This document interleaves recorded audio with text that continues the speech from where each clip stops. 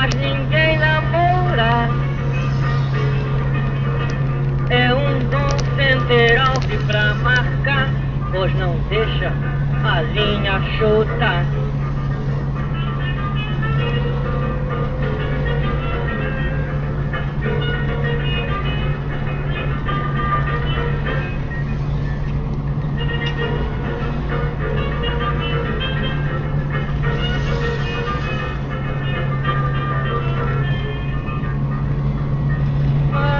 Mulher indigesta, indigesta, merece um tijolo na testa.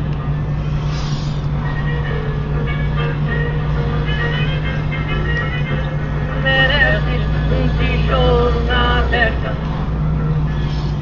E quando se manifesta, o que merece é entrar no açoite.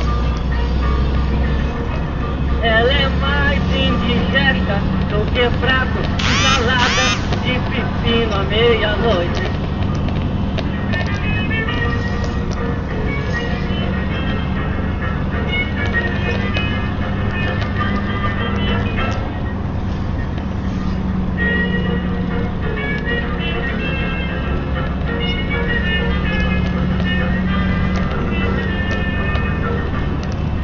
Mas que mulher indigesta, indigesta, merece um tijolo na testa.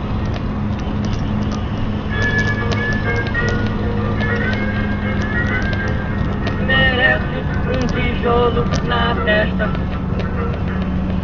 Essa mulher é ladina, toma dinheiro, é até chantagista. Arrancou-lhe 3 dentes de platina e foi logo vender no dentista.